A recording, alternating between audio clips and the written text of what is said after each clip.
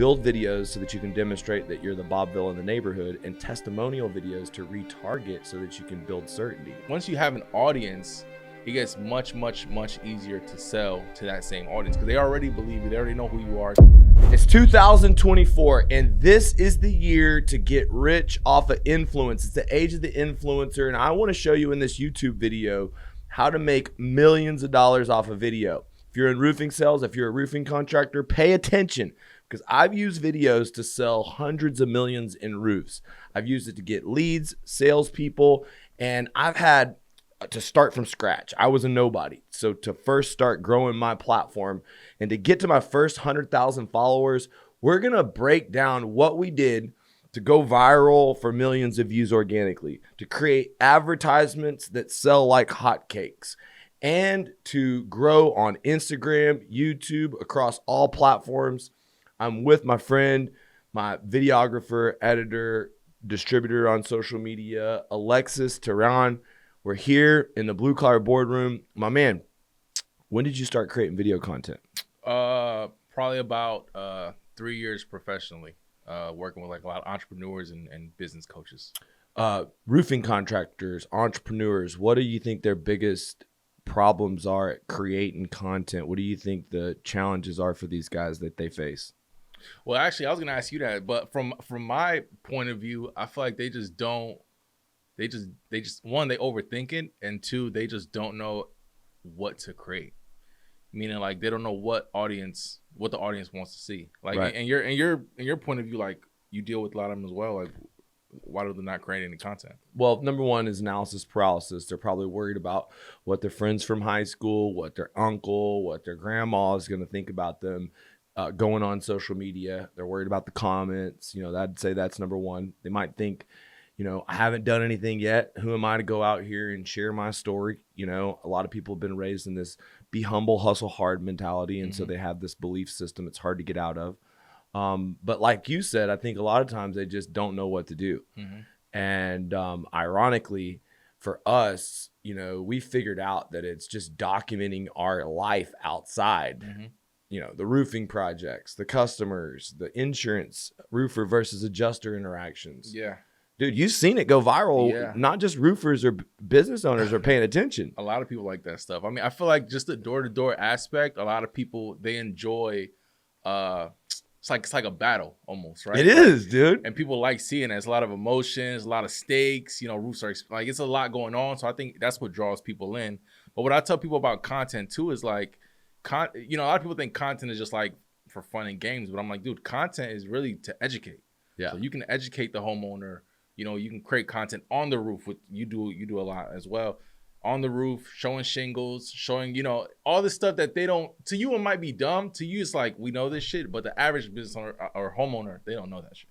What you may not realize is that between my entire content team, you know, behind the scenes, I'm spending anywhere from $10,000, sometimes up to $15,000 a month getting videos edited, distributed. And of course, there's levels to it. But what do you think somebody starting out should budget for content creation? Honestly, starting out, you could just use your phone. Yeah. Like you don't have to hire a team. I think you should start off with your phone. No, before anything, you should know what the fuck you're talking about. That's one. Like, know what you're talking about. And then once you're familiar and you're an expert in your field, then use your phone, talk about it, document it.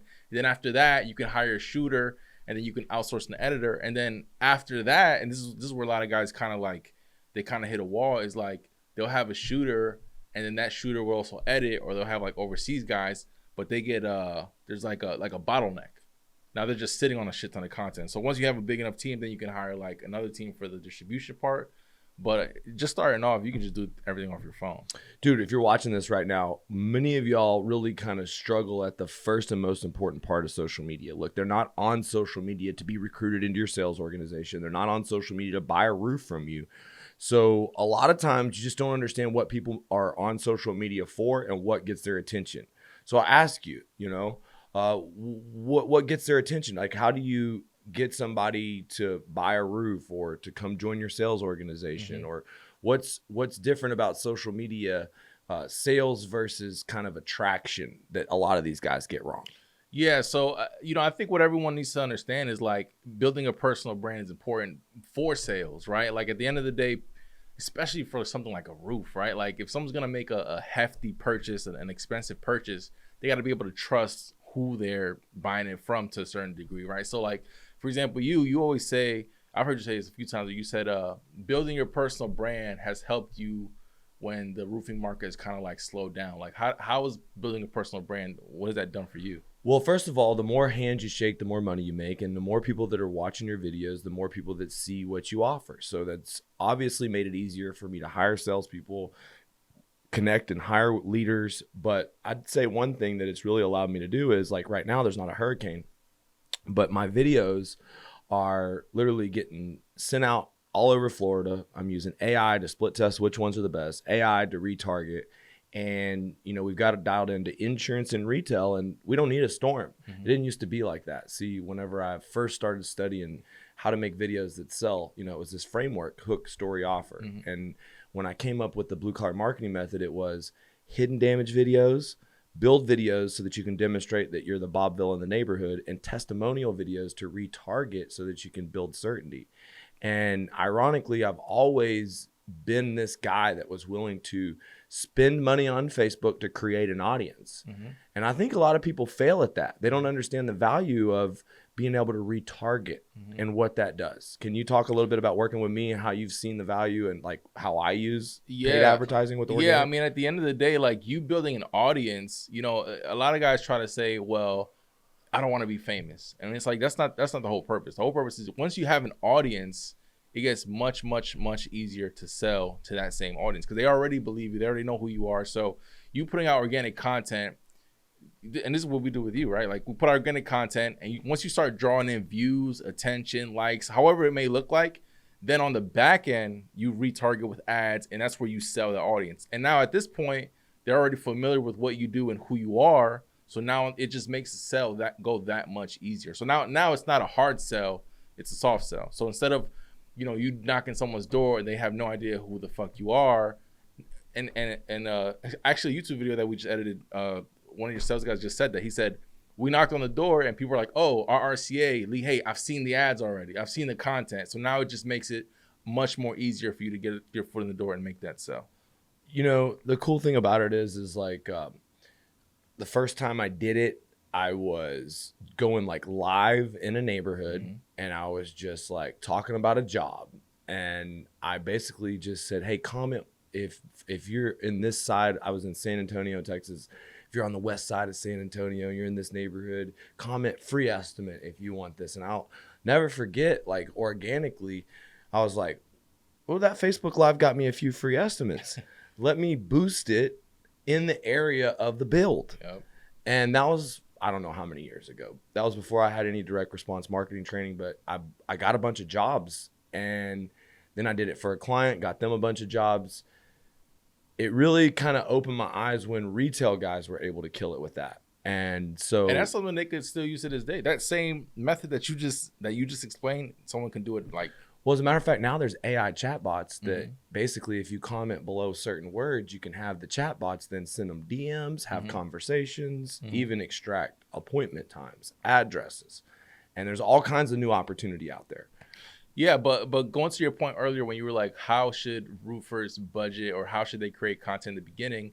So what you just said is, if you're a roofer and you're watching this, you can do the same thing that he just said, right? You can go in the neighborhood, you can go live, and then you can, you know, go through a roof, and then you can say what he just said. You can say, if you want a free estimate, comment, and then you can boost that straight off your phone, and then you can get free estimates right there off your phone. I think the number one thing you need to remember is that people aren't on social media to buy a roof, so you got to start with a good hook. Like, hey, there's an epidemic of hidden damage costing homeowners $20,000 in out-of-pocket expense. West San Antonio homeowners, pay attention. Then go right into the story. You know, I'm here with Mr. Tehran. He had a leak coming into his home, unexpected expense. He didn't have the money for it. I came out to do the repair, found some damage, got him approved by his insurance company. Now they're seeing it through your eyes, seeing it from your job. And most people make the mistake when they're making videos that sell to say, hey, click the link below for a free estimate. But I always say, like, that's not a good enough offer. You've heard me do some offers. You know, you've seen some other guys say free estimate. What is a good offer? How do you really get someone to call to action? Well, you gotta hit a some of their pain points, and with roofing, one of the things you have to hit is a fear-based pain point, right? Like, which is why you always talk about hurricanes and why you always talk about how you can save the money, because right there you're hitting the fear of a person of them missing out on something where they can save money on, or something that may happen in the near future. Well, let's talk about becoming a true social sales king, because it's not just about doing paid advertisements, running ads. That's great. When you started working with me, a lot of my posts weren't organically going out as well as they should have. I had thousands of followers, but my audience was unengaged. I think a lot of it was because I was running a lot of ads. I was doing a lot of like me type content where I wasn't demonstrating value. I was just trying to sell. Yep. And kind of turned my audience off. You remember what it was like when you first started working with me? Yeah. So, so to that point, when you first started working with you, it was very like, I'm Lee Haight, the guru, right? So what we had to do is we had to, there's gurus everywhere and everyone's skeptical of gurus. So what we had to do with Lee Haight is we had to transform to like, I'm not Lee Haight, the guru. I'm Lee Haight, the master the master roofer that's been in this business for 20 plus years, and I've seen the ups and downs. I've dealt with insurance and retail, and just overall just showing how you can genuinely help people just through your expertise. Because instead of Lee the hero, Lee the guide. Lee the guide. There we go. Right. And because I always am kind of selfish and narcissistic, want to create content that I like, that makes me, I love the sound of my voice. But in the end, my job is to guide you. And I don't know why you're not creating content, why you don't have a podcast, why you aren't creating short form, but I just want to encourage you to start taking action, because, sometimes you bring a new content team in, you bring new eyeballs in. What were some of the first things that you suggested? Overall, just some of the first things that we suggested that did well was just overall just telling your story. I mean, I feel like, and you've done it over and over before, but just dialing in on the Grant Cardone side of things, right? Like that right there, because that's a big name. Draw it in. Even when you were telling the story about when you were selling M&M, again, you probably thought like, this is stupid. It's a long time ago. Or that I've used it before, because that was the first piece of content I created. But what Alex Hormozi taught me, and I want to teach you, is that your job is to teach other people through your eyes. So you want to create content that's like how I was able to do X. Then people don't take it as how to, like I'm teaching you how to do something. It's a little easier. Yeah. And the other part about that is if you are doing content that no one else can do, if there's something that's happened to you in your life that's unique, that you can share, that no one else can have that experience or insight or solution, that type of content goes further. Yep. And talking about this, I think this was probably our first viral video that we did. It got about 2 million views. Yep. And what was it? It was me talking about Eminem. On even Facebook. Before that, you went viral with the a few times. Okay, so we went viral with the roofer versus adjuster video when we reclipped the YouTube. Yep. We had one video that was getting a lot of views, and this is one tip: if you've got the best major league platform to get good at is YouTube. Yep. I only started really committing to YouTube 2.5-3 years ago when I started this podcast. But from YouTube, you can create short form content. You can clip the long form. And what we did is we had a successful piece of content, and then we highlighted sort of like its best part. That was like right when as soon as you came to work for me. That was like the first month. The first month, you found my most engaging piece of content, and then took it from one platform, YouTube. Yep. And then when you put it on Instagram, what happened?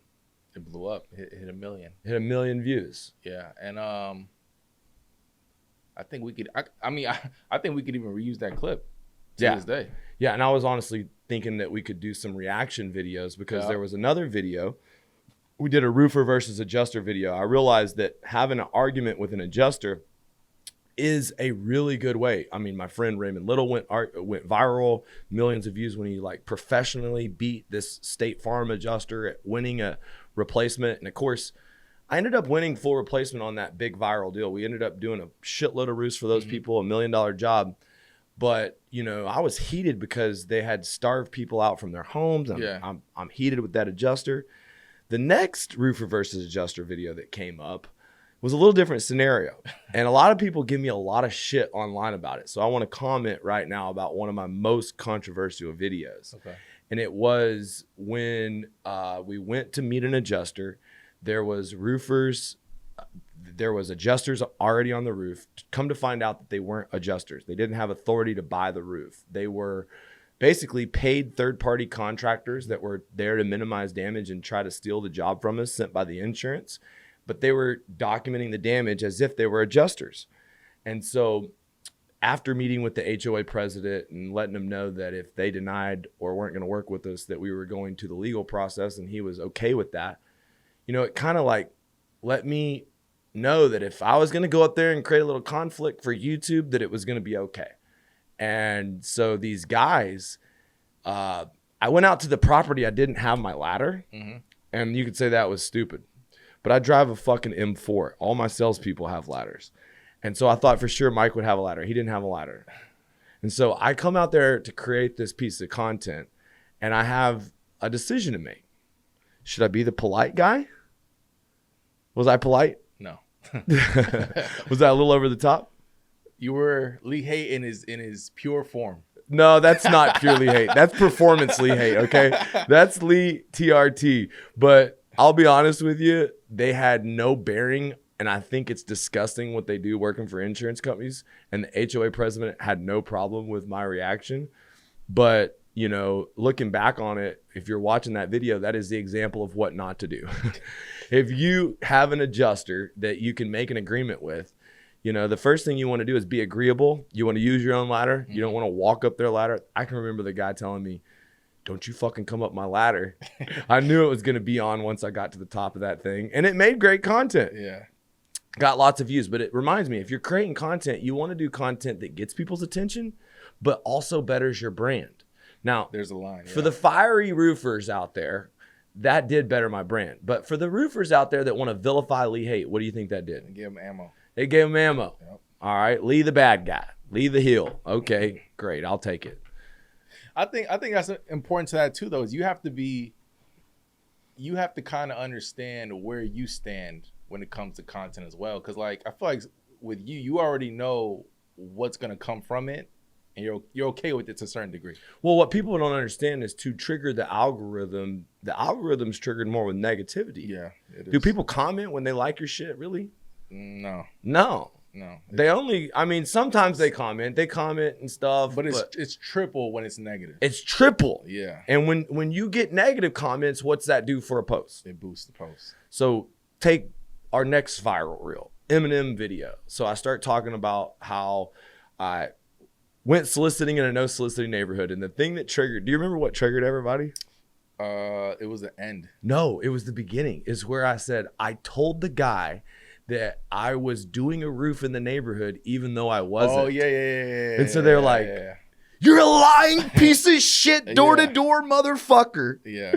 And sure enough, basically, I'm throwing a little shade. I'm saying Eminem was shady. He really wasn't shady, dude. I just didn't win the job. And it triggered all kinds of hate. You lied to the person, then you called Eminem shady. Fuck you, blah, blah, blah, blah. Yeah. But the story's true. Like, Eminem motivated me to sell all of his neighbors. I bought a Mastercraft X45 and made a shitload of money. You know what's funny about that video is on TikTok, you can see like the retention. Yeah. And a lot of people watched all the way through that whole fucking video. Isn't that like funny? that was a good story. Like usually videos like it'll peak in the beginning, then it'll die off. But that video, like the whole fucking video, like. And so that really reminds me, like, dude, people want to get into a story. Yeah. Like they want to get into a time, like, and you know, that's one way. And if you're creating short form content, you know, stories, like steps to get something accomplished, lists that are involved in getting things done.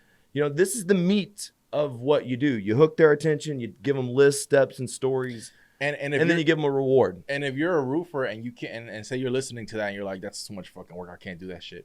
Something that does well with roofers a lot is in the field content, just shit outside. No, we had a huge fucking breakthrough with this here recently. This is how it all started for me, just so y'all know my journey. First of all, if you're wanting to create more content, you should put pressure on yourself and you should pay content creators to force you to create content. Me and Alex, we can help you out. We have a Social Sales King package where we can make 26 videos for you for cheap AF, literally like insanely cheap. And these videos are the most important videos that help you build a sales team, sell roofs online, and grow organically on Instagram, YouTube, Facebook. All right. That being said, the first way I got started was I paid $60,000 to create content. I thought this is what I got to do to close Grant Cardone. They put a contract in front of me. I signed it. And I was putting video on his website, Grant Cardone TV, instead of YouTube. It's like, you're driving traffic to his page so he can sell your client's shit. Yeah. But I should have been putting that content on YouTube. Yeah. Ironically, what it was, like you said, when you get started, use your phone. It was me on my iPhone documenting in the truck our journeys. My vision or dream was to create a reality TV show about roofing. That if we go chase a storm and we're going up against competitive roofers and we got customers and insurance companies that were fighting, that there was enough elements to create a badass reality TV show. And ironically, that's exactly the kind of content that we're creating now. Reality TV in the short form, reality TV and YouTube. This is what the world is. And so this is how it all got started. The only problem is a lot of times when you get started, you don't do things all the way right. Yeah. Right? People don't understand it. To get good at video, you got to keep iterating, got to keep getting better. It was the sound that I needed to get better. It was the structure of the videos that I needed to get better. But the idea was there. Yeah. Now, videos where I'm shooting inside a studio versus videos in the field, how much more engagement? What do you think? How much overall? What do you think the difference is? In the field by far. Like 5 times more engagement. Yeah. And let me ask you, is it easier to do those type of videos? It's absolutely easier because I'm more in a natural environment. A lot of times if I'm sitting down in a studio, I'm pumping out different concepts. Sometimes I'm forcing myself. Sometimes I'm overdoing it. Versus if I'm just, and I'll be honest with you, what people prefer now is real, where you're giving real information to a real person in a real situation in a real time. And that people feel like they're sitting over their shoulders. And whether you're talking to your sales team, giving them sales advice, or you're training somebody in the field, we've had organic reels go absolutely insane. I was coaching a new guy on a pitch.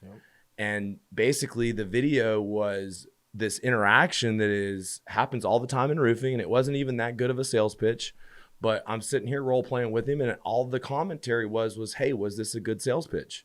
And what were the reactions? Love and hate. Yeah, we got a little bit of both, and that's what you want.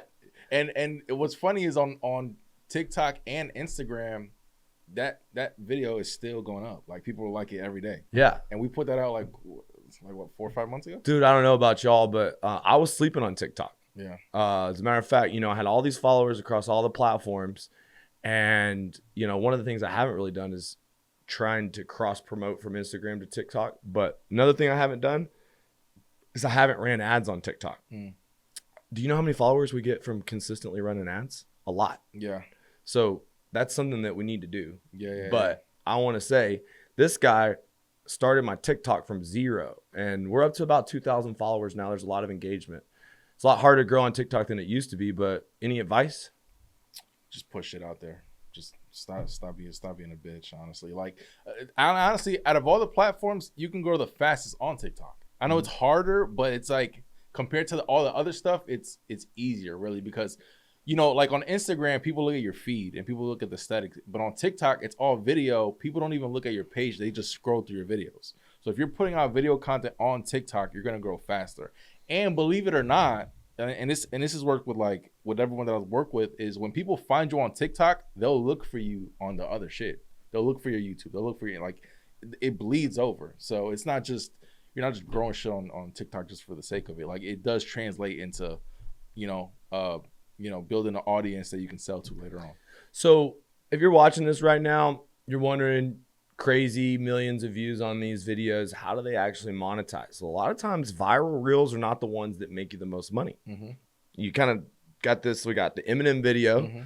We did an AI video in here where we discovered basically this viral big idea and released it to the world. And that a lot of times great content is a big idea, a great explanation, a great story, but this is a great big idea. It was like using AI or Chat GPT as your own secretary. And just sort of like Jarvis from Iron Man and how this guy was using it. And, a lot of times the things that go viral are sort of algorithm based. AI likes AI, doesn't it? Yeah. Anyways, this video got punched out to 1.4 million views, but it's probably one of the only clips that I got from a podcast Yep. that got 1 million views. Yep. You know, the rest of them are out in the field. I mean, we have the Bradley. It's not 1 million, but we have the Bradley one that did pretty well too. And that's cheating. I'll be honest with you guys. That's how you need to get to 100,000 followers is you need to cheat. And the way you cheat is you collaborate to dominate. Mm-hmm. I'd be happy to help you. And you could cheat by being right where Alex is at right now. And you could get involved in a social sales king package where the best way to get 20 clips is to have me interview you, pull your story out, and for Alex to actually turn those into clips that turn into viral reels. But the way you monetize a viral clip is you retarget it with offers. Because basically, if all you're doing is creating organic content and all you're doing is you're a slave to the organic machine, then what you're doing is you're feeding people who don't pay. But if you do have an offer, and let's just say you're creating content, basically, one of the ways that you can, of course, grow organically is create content with influencers like Brad.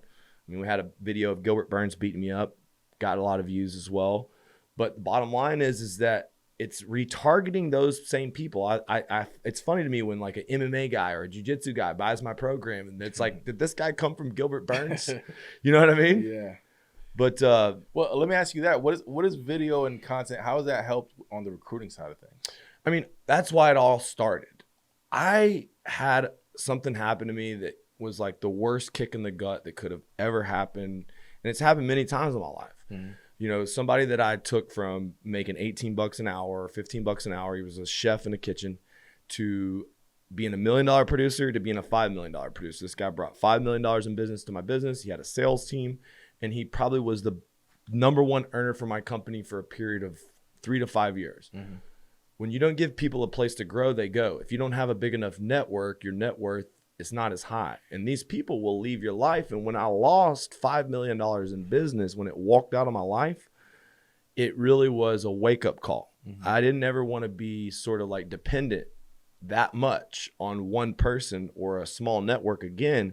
And so it was building a brand, social media, video, this concept. I'm reading 10X Rule. I'm reading all these books from Grant Cardone at the time that basically I need to be the Grant Cardone of roofing, the guy that's the most known at helping facilitate. I want to be the best in the world at facilitating success to others. So this whole journey was out of pain that basically I never wanted to experience that again. I always wanted to have the next man up. I always wanted the next recruit. I always wanted to have the next leader, so that if somebody was ready to go, that it wasn't going to break my back.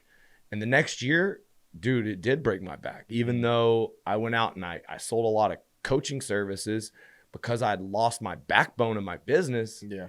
Dude, my business went backwards. And so then it became a journey of the man with two businesses, the coach that's coaching other roofers to grow, and the roofer that's growing his own business. And one might think, what the fuck are you doing spending your time over here? Yeah. Because it's a conflict of interest, right? Yeah. Helping others. Mm-hmm. If your business ain't right. Yep. You know why I did it? Why? To feed the content beast, dog. I wanted to build the brand, and that shit's expensive. Yeah. You know how much I spent? So, well, one fucking weekend how much I spent. Yeah. That was about $700K you were a part of, but I've had 5 of those. Damn. And if you add up all the money I've spent on ads, all the money I've spent on marketers, all the money I've spent on video guys, how much you think it is? It's fucking millions of dollars, dog. And so to build this, it's just like funding a presidential campaign. Yeah. And so, I hustle, I give away my secrets, I help other contractors, I give away my time, but I have a higher purpose and calling, and that gives me light. But it also, man, pays for this reinvestment in the thing that's most important, which is your personal brand. Yeah. And I think Grant Cardone talked about how if he would go back and do it again, that he would start investing earlier in multifamily. Mm-hmm. And he said if he would do it again, that he would be more involved in the private equity, mergers and acquisitions, buying businesses, basically side of things. Mm-hmm. But he also said the number one thing he would do differently is invest more into his brand. Yeah. Invest more into the online. Invest more into the live events. Yeah. I think people don't realize like how building your personal brand up, how much easier it makes everything else. Like even at your event, I was talking to Derek Fay, and I've known Derek for like, I'm there for like 6-7 years. And then I was, he's recently like blown up, and I was like, hey man, how's everything? And and he was like, bro, like he was like, I built and sold all the XYZ businesses and nobody cared. I finally started putting some content out, and now I got fucking Magic Johnson calling me for, you know. So just building up your personal brand, it just brings more eyeballs to who you are, and it makes everything that much easier. And it's 2024. If you're not doing it, the problem is that basically the biggest problem you have in business is people don't know who you are. And if you're not using the best tool to combat that, you're probably doomed to go out of business. And if you want to start telling your story, you want viral videos, you want Instagram, you want YouTube growth, dude, I'll share everything I've learned from you. And it's not just going to be my team, my editors, and how we distribute the content. Mm-hmm. We're going to help frame up videos that make you go viral and help you get famous. Yeah, because I see a lot of contractors, especially, like they'll, you know, some of them are putting out videos, but I've seen like, you know, 100 views a video, and they're just pumping out videos, and at the end of the day, it's like you need someone with the right strategy to help you grow, because you don't. I see some guys, and I'll be honest with you, the guys that are the most like me sometimes are the ones that are the most afraid of me, and that's okay if you're like that. Like thinking about one guy in particular who's creating a lot of content, and he's in studio, he's in a podcast, he's coming up with great basically content like all the other influencers, and you'd think, why isn't this going viral? Yeah. Why isn't it getting more than 1,000 views? And if you're doing a reel and it's getting 300 views, what does that say to everybody? Yeah. What does it say? It's probably fake. Probably fake. That's what it says me. Like if it has 300 views, it's probably not good. And if you have 1 million followers and it's getting 300 views, that means your audience is fake. So you don't understand. As a matter of fact, let's go into this conversation right now. First of all, he helped me. I had some videos that were sub 1,000 views before I started working with him, because I had done things like paid for followers, paid for shout outs, paid for giveaways. And I had a lot of bots on my page. Yeah. Still to this day, how many true followers do I have for 87,000 on Instagram? I'm not exactly sure. But I checked the other day. What? I think it's not that bad. I think bots, you only have like 5,000-6,000 bots. Oh, really? Yeah, it's not that bad. Oh, so here's what we do over time. We get all the idiots to unfollow. Instagram cleans out the bad follows, and you got a good audience of people that actually follow you for your reason. Every day you see almost more people unfollow than follow. You notice that? Yeah.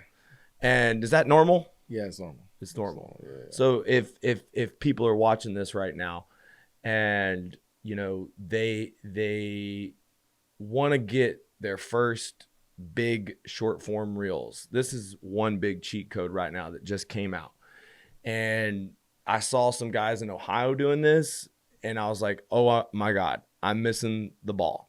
And got to give shout out to Next Gen Restoration, Josh, Tristan, they're over there doing some great stuff. But it was filming in the truck, door-to-door interactions. It was filming on the roof, about the damage, about the inspections.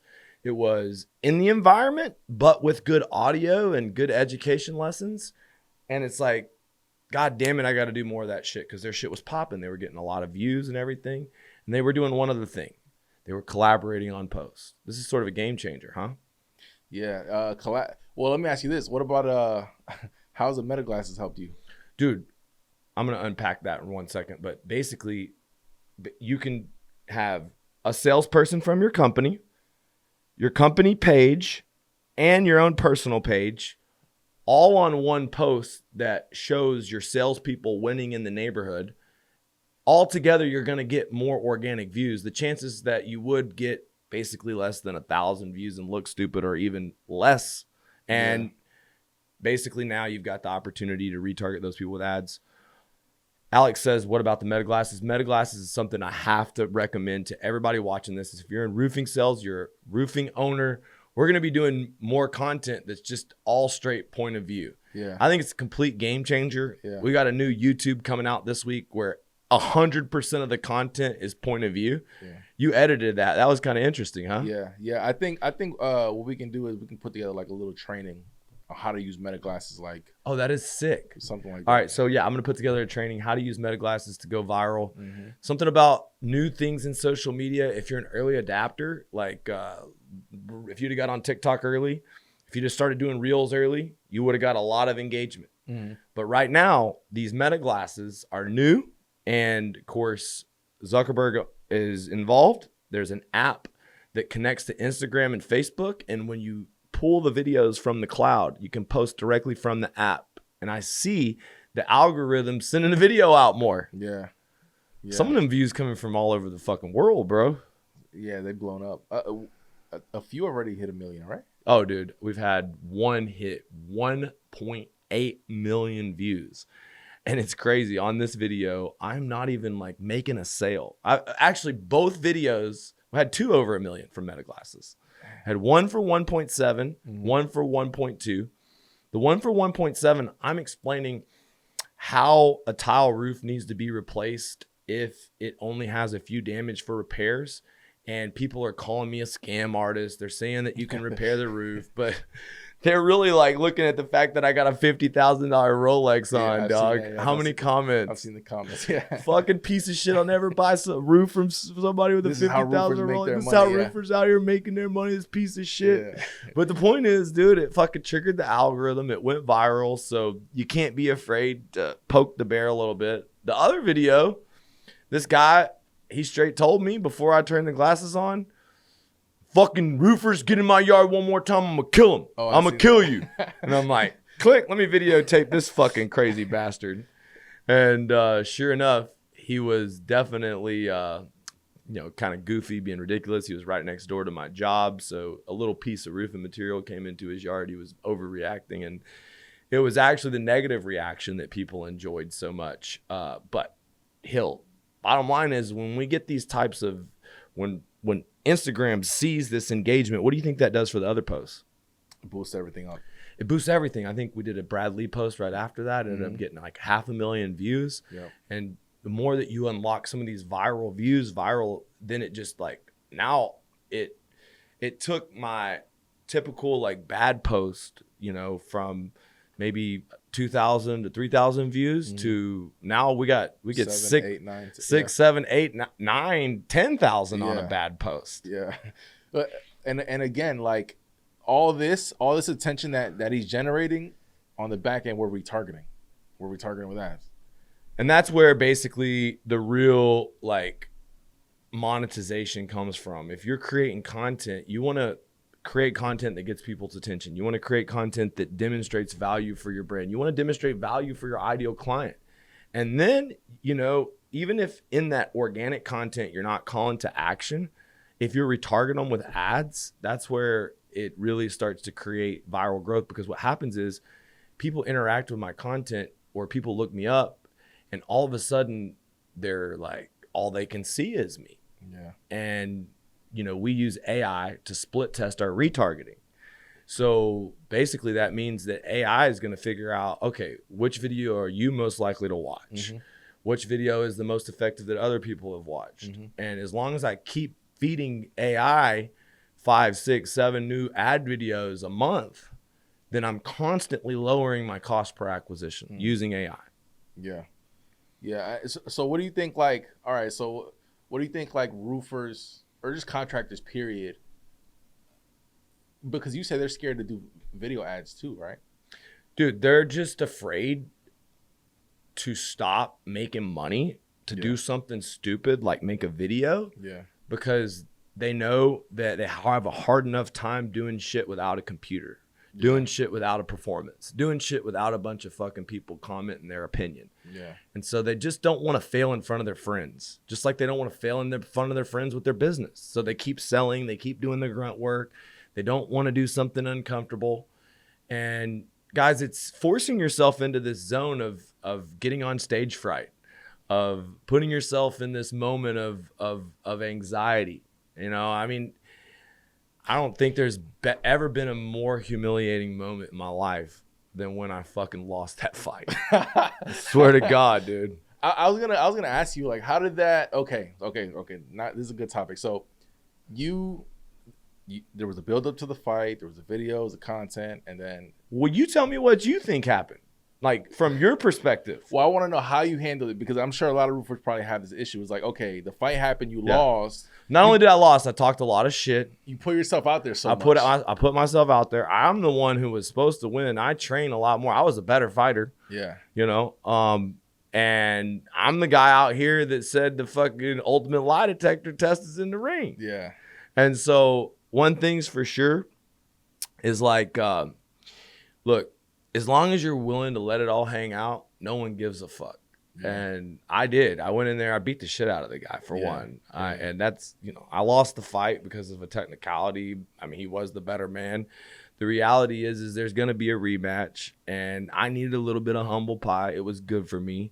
It was really good for our growth, our Instagram, our YouTube, everything shot through the roof. Yeah. The videos that you think were going to go viral were not the ones that did. Mm-hmm. We had viral videos in the lead up that had nothing to do with the fight, but were associated with the fight. Okay. You know, we got the video that got me like 3,000 subscribers from YouTube. That was from basically me doing a boxing workout in front of my buddy's Ferraris and asking him about how he's made all his money as a digital marketer. And so you never would have thought. But, dude, if you want to grow on social media, if you want to be an influencer, you got to be interesting. You got to be willing to put yourself out there. And you look at some of these things. I'm motivated by Jake Paul, Logan Paul, and you see what, you know, some of these guys have done across the board. Now it's moved across all social media, and I think it's great. I think that more men should settle their beefs in the cage. Mm-hmm. I think the beef's still not settled, but I give respect for Dimitri getting in there and throwing hands. Mm-hmm. He's definitely on a different level of respect from me there. But, you know, the part about, you know, the people that are out there on the internet, the trolls, like, dude, the trolls are the most motivating people that keep me focused on being the best version of myself. So coming back from that loss, dude, I fucking came up with some crazy innovations, crazy viral views, crazy content on YouTube, crazy innovations to our marketing process, our team, our operations. Everything just fucking dialed in because I kind of felt like I got a monkey off my back. But I would say we got new clients. We got acquisition partnerships. Our social media platform grew. And usually it's the slowest coaching roofers. Like, roofers have a hard time contractors paying for training in the winter months. Mm-hmm. This was the craziest winter. We ended up in a time that's really, really slow, getting a lot of new clients and having like the best winter that we've ever had. So I can say, like, worst case scenario, taking a bunch of shit talk from some idiots. Like, dude, keep it coming. You know, this fucking guy, he continued to smudge it in my face to make it even better for a rematch. Yeah. He recorded content of me saying that I would pay him $60,000, and then he released it. What do you think about that? Thought that was interesting, but he got your attention, didn't he? Yeah, because he framed it correctly. He's a good content creator. What he did, he's very manipulative. He controls the agenda. Is our first conversation. So that's what I was thinking. I was like, did they agree to that? Like, no, we didn't agree to that. We had one conversation where he was going to fight at my event. Yeah. And he told me that he wasn't going to fight at my event. But I offered to pay him because if he was going to fight at my event, his audience would come. Mm-hmm. It would have made it a way that we could have both spoke to them and made a little money. Mm-hmm. And I thought I would happily pay for that. Now, the reality was he wouldn't agree to fight me at my venue. He wouldn't agree to the terms that we put down. You know, I wanted little gloves. I wanted to be able to, you know, like, use all of my tools. And by tools, I mean, I wanted to fight MMA. Yeah. And he wanted to level the playing field. And so we came up with basically an even place to fight. And boxing as a rule set with no kicks. And so, you know, at no time in the lead up was the $60,000 discussed. However, the whole fucking point of this deal was to make it look like I was a piece of shit and ruin my reputation and character assassinate somebody that's a good guy. So why not take the opportunity to listen? Yeah. That just makes the rematch even sweeter. Yeah. And this time it's 4-ounce gloves. Even if all you want to do is box, I don't give a fuck. We're using little gloves. So you guys have talked about the rematch? Yeah, man. I'm gonna put it on ice, and the reality is the dude needs some training. He needs to understand how to grapple, how to use his elbows, knees, and legs. Because the next time we go in the cage, it's either MMA or it's stand up with 4-ounce gloves. And so, like, the reality is like, it was a bloody affair. This is only going to make it bloodier. It's only going to make it more savage. He wouldn't have survived the first round with me if I had the little gloves. But I'm serious. I do want to lift up roofing. I do want to help people. I do want to give back to the community. I think there is value that he creates on the internet, but I think this beef is not completely settled. And I still want to hurt him, and it's still entertaining. So I think this next time around, I need to control my emotions better. I didn't fight up to my potential, and that's what I was most humiliated by. But you know what? This is life. If you're not willing to be in the man in the arena and you're not willing to put the risk, then you will never be successful. You'll never be an influencer. You'll never see a month of growth like we saw. We had tons of growth, bro. Yeah. I don't know if you saw the fucking YouTube, dude. It went nuts. Yeah, no, that was a good month. That was our best month, probably. Yeah, it was our best month. Yeah. And it's always like these like moments in your real life that make you really interesting, that surge real growth organically on social media. So if you want to grow, you want to create content, man, this is a Truman Show. Make your life fun as fuck. And, you know, be unafraid to share some of the conflict. That's one of the things that I want to do a little bit better of. You know, me and my wife, we have a really dynamic relationship, and we're two hotheads, and we got to get a weekly or bi-weekly podcast where we're busting each other's chops. I mean, basically, she's always busting my balls, and we've never really got comfortable enough on camera with the dynamic to truly share how we work as a yin-yang in the relationship. She's my ops. She's the person that is the warden, the director of operations. I take care of sales and marketing. You know, I think it's going to be really cool to kind of get more vulnerable and show more of our life, our family life, the life of a husband and wife team. I want to do more content with my daughter. But I have a lot more big ideas. We got a big giveaway. I want to give away $10,000 on a door knocking contest. You should let me give away a Rolex. I want to do all kinds of shit. You should let me interview you and your wife. Yeah, I think that would be good. You know, I told her that we could even do like maybe a different setting, because this is just all formal and this is where we do all the interviews. But I tried to do it and set it up to where we did it at the house. But basically, it doesn't really matter. Definitely want to do that. But more importantly, I think it just needs to be in the rotation. Yeah. We've done interviews. We've done content together. But to get like the great content, it's sort of like a flow. Yeah. So I just think we need to put on the schedule. Yeah. I agree. But if you're watching this right now, dude, you want to create video ads. You want to grow on social media. You want to become a social sales king. The first step is to click the link in the comments. Look, you can schedule a call and get on the phone with Alexis. He'll do a free strategy call on how to grow your brand, on what videos he might put. Like the first video he did for me that got 1 million views, that was from a piece of content I already created. And so if you're watching this right now, like we have 3 specific videos for lead generation. It's a hidden damage video. It works for retail or insurance, a build video, and a testimonial video. They're scripts, and then Alex will customize it for your market. Then we'll go into basically the recruiting funnel. This is where we separate the serious from the curious with video. This is how we actually, why we create the content, because we want a sales team. We want people that are in our organization that duplicate us. And so we're going to tell your story.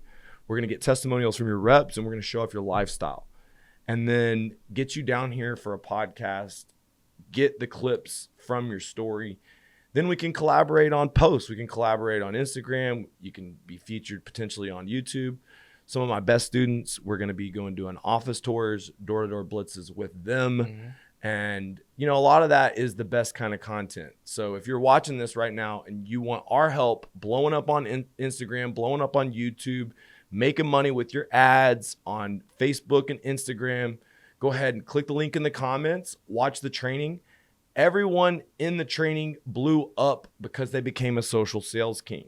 One of the guys, Mike McGovern, what do you think he does differently than all the rest of my guys? He actually puts himself out there. Tell him exactly like what he does. He does podcasts. He does a lot of stuff, but he does podcasts. He does he throws events, but he documents everything.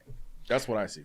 He sees the value of being a personal brand and content creator first, and he's posting every day. Yeah. And one of the things that Mike did that really taught me, team social media, never waste a rooftop. Don't get on a roof, and don't let your salespeople get on a roof without telling a story of what happened, how you got there, the customer, what you're going to do to solve it, and then tag everybody involved so that they can share it on their pages. Yeah. Any other tips? Yeah, collaborate, document. If it's hard for you, do it in the field, do it off your phone, and just don't be afraid to do it. I would say that the way I found my voice, I'm one of these impromptu crazy motherfuckers. Yeah. And if you're a little like me, you're impromptu, you don't always have a plan, but you can figure it the fuck out. Hit that go live button, bro. You'll find your voice. You'll find out what hooks people's attention, what keeps them there. You'll learn how to tell stories or people will leave. I mean, go live during door knocking. That always works. Like that always works for us. Dude, So, it works killer. Like as soon as you go live, like a live door-to-door blitz, that takes balls. And the best way to do it's with the Meta glasses. Yeah. But I am going to challenge you to a live door-to-door blitz. Go buy the Meta glasses, hit me up on Instagram and say I'm down for the Meta Glass challenge. What that means is that me and you will go door-to-door in a war. I'll go live from my Meta glasses, you'll go live from your Meta glasses, and then we'll go split screen on Instagram as a live. Dude, this will be epic. We'll change the game forever. And if you're watching this right now, I'll make you famous. So comment below if you want a Meta Glass door-to-door blitz. Go get the Meta glasses. Hit me up on Instagram. How can they get in touch with you? Same thing. Just hit me up on Instagram. What's your Instagram? Lavoe Life, LAVOELIFE. And any other way they can get in touch with you? Just Instagram. This is the easiest way for everybody. That's the point, guys. Your Instagram is your business card. So many of you might have a Facebook. You might have some of these other different things. And I'll look at your Instagram. Nothing. No demonstration of how you could help salespeople. No demonstration of how you can help homeowners. No demonstration of your lifestyle, of your results, of your success, of your story. None of it. I look at this and I realize, holy shit, no 60-second videos. Dude, when people go to the fucking Instagram, they look at the followers, they look at the engagement, they look at the views, the amount of reels. Then they go and they look at the comments and who's involved and what's happening. They look at who follows you. They look at who is engaging with your content. And all of it, what's it do for somebody who's thinking about working with you? It just makes the sell that much easier. So if you're trying to make sales easier, then you need to dedicate yourself to becoming a social sales king. And I want to help you out. I want to show you how becoming a social sales king helped me go from an $8 to $10 million a year guy to a $100 million a year guy. And I don't just do it with myself. My company did 60 million organically, but I got 3 business partners. We acquired 3 companies. We got guys like Richie Coletti, Ricky Southers, and a team of people just killing the game out there together doing $100 million. It all started in coaching. My goal is to create 100 multimillionaires to build $1 billion company, the wealthiest organization in roofing history. If you want to be a part of it, I could write you an 8-figure check. You just got to follow the blueprint. You got to be open-minded, coachable, and you can't be a baby back bitch. You got to make videos. So comment below if you want to be a part of that, and can't wait to help you out.